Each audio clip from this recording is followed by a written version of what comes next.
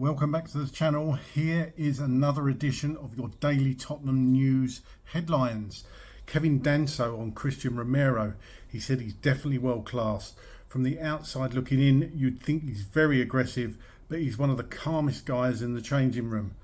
Everybody at the club and anybody who watches football knows he's a brilliant passer and a great defender.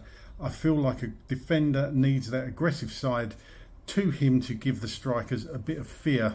I think Romero certainly does that.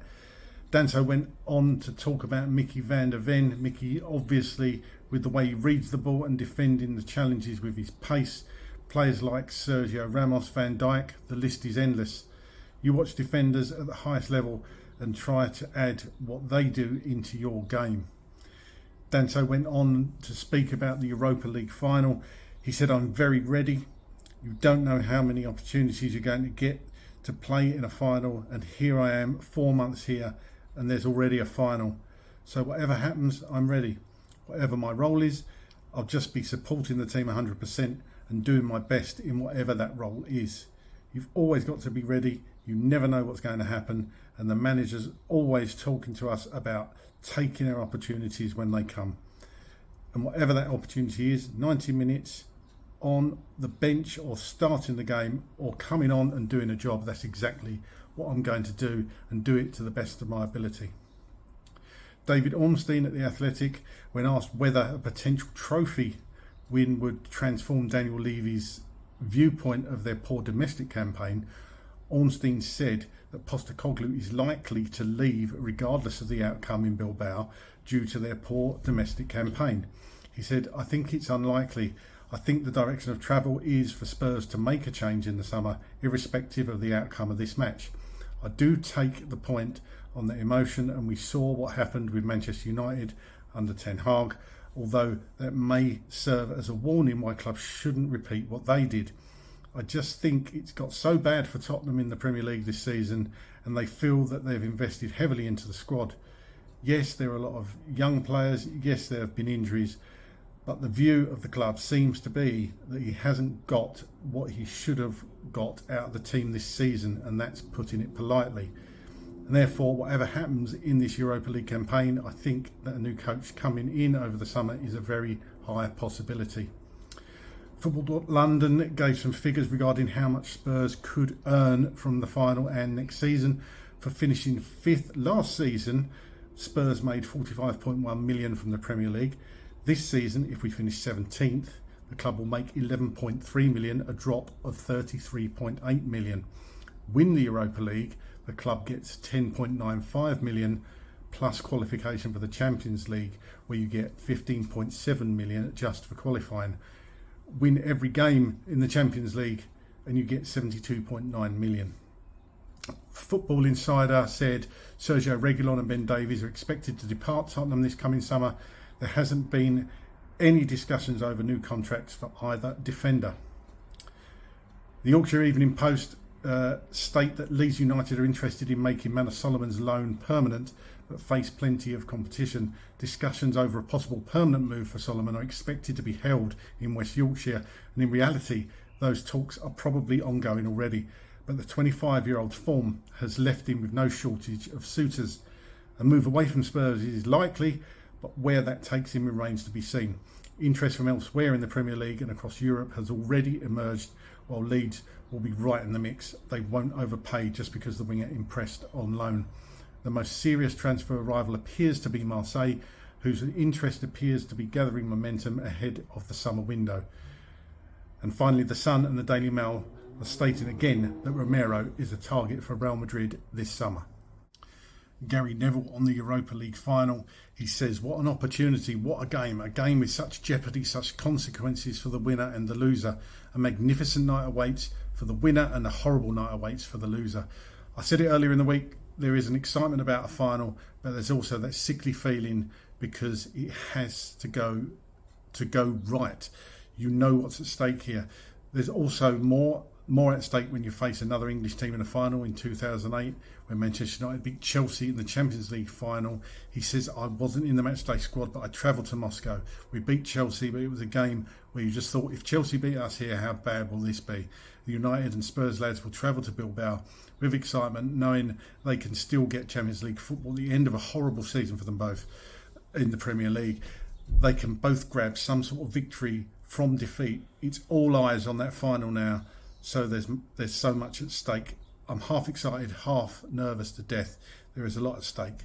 A lot at stake. And apparently, if Spurs win the Europa League, Tottenham Hotspur plan to partake in an open-top bus celebration between the final and their final game of the season against Brighton and Hove Albion. If Manchester United win the Europa League, the Old Trafford Giants would instead enjoy a celebratory barbecue at their Carrington training ground. Players, staff and their families will be able to savour the success behind closed doors at the complex, which is still undergoing a 50 million transformation, and that's from The Times. Well, here are my thoughts on all those news articles. Firstly, on Kevin Danso talking about Christian Romero, saying he's one of the calmest guys in the changing room, but basically a beast on the pitch, giving strikers a bit of fear, I think is what he said. And you have to say he's correct. Romero, quite a guy I've heard off the pitch, but put him in a football shirt and he's an absolute animal, in a good way. Look, we need Christian Romero in this final, and we need a good version of Christian Romero in this final. And if he is captain on the night, we need him to lead the team. Tends to probably lead by example as well. And by that, I mean, we don't really want to see a Romero yellow card early on in the game, because everyone will just be on tenterhooks in case he gets a second one. But Romero, incredibly important player for Tottenham. So let's hope he can do the job and drive the team forward if he is indeed captain. And Danzo obviously going on talking about Mickey van der Ven, saying how he reads the ball and his pace we all know about, and likening him to Sergio Ramos and Van Dijk. That's high esteem to hold one of your peers. And Danzo's been very generous in his praise of Van der Ven. Van der Ven, absolute superb defender, quite rightly gets all the praise he deserves. And we want to fit Van der Ven for the final as well. Would you play him on Friday against Villa?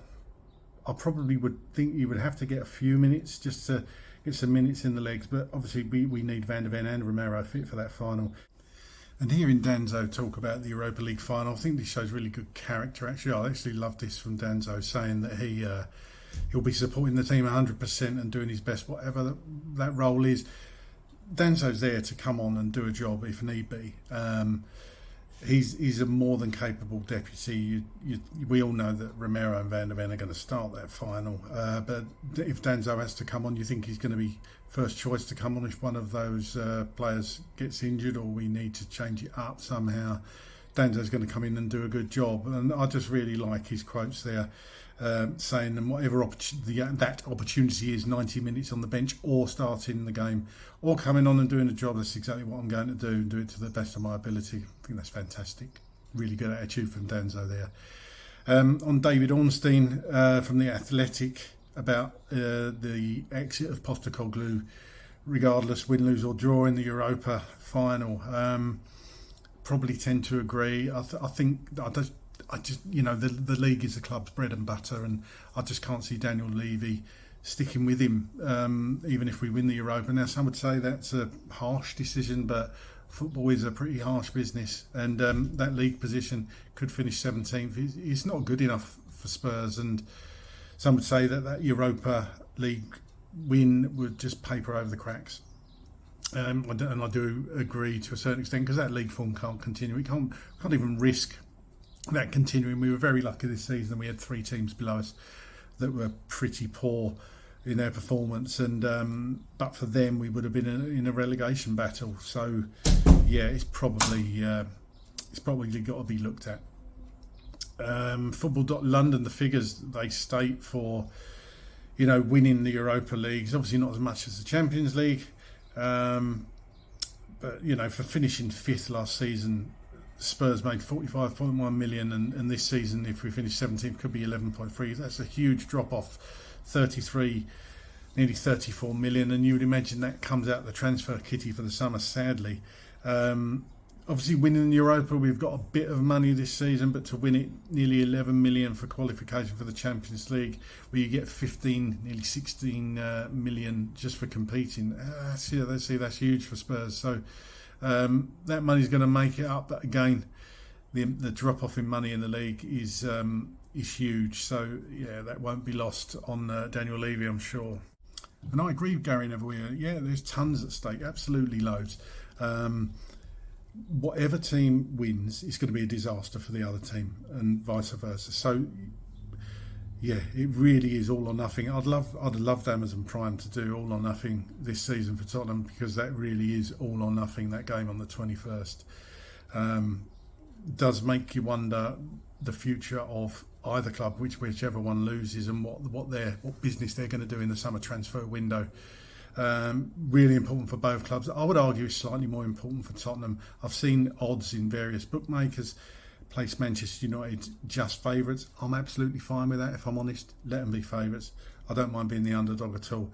I just want Tottenham to win that cup. How good would that be to see the players parading that trophy down the high road?